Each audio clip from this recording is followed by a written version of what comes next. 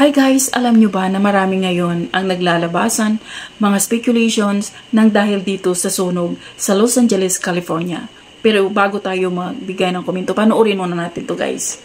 So much has already happened in the first half and the acceptance speeches have been on fire. Who got shouted out the most? Let's look at the numbers.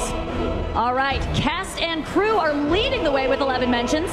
Moms are holding strong with 3 shoutouts. God, creator of the universe, 0 mentions. No surprise in this godless town.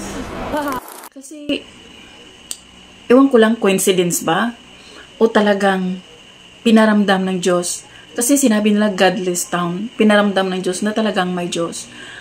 Di natin alam, no? Kasi, bakit pa kasi sinasali nila dun sa ganong event?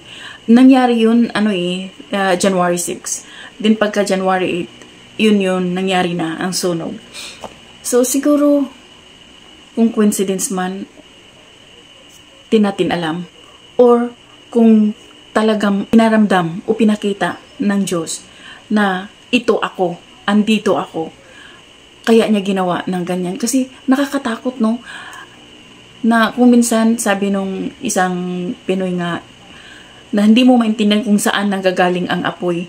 Kasi kahit wala namang hangin. Pero nag-start talaga siya. Kaya ang hirap nilang apulahin. Kasi sobrang lakas ng hangin. Kaya ang bilis. Ang bilis talaga. Lalo pat, siyempre, dahil sa sobrang init. No? Pero, may mga time daw talaga na kahit walang hangin, bigla na lang nagkaapoy. Na hindi mo maintindihan kung saan ang gagaling. So, iwan ko lang kung totoo. Kasi napapanood ko lang din at naririnig ko lang din sa mga ini-interview.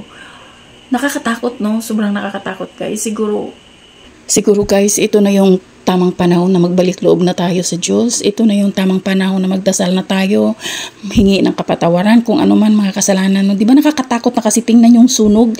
Siguro, yun na yung sinabi ng Diyos na ito ako, andito ako. Di ba? Grabe. Ipag-pray natin ang Los Angeles, California. Grabe na talaga. So yun lang guys. Thank you for watching.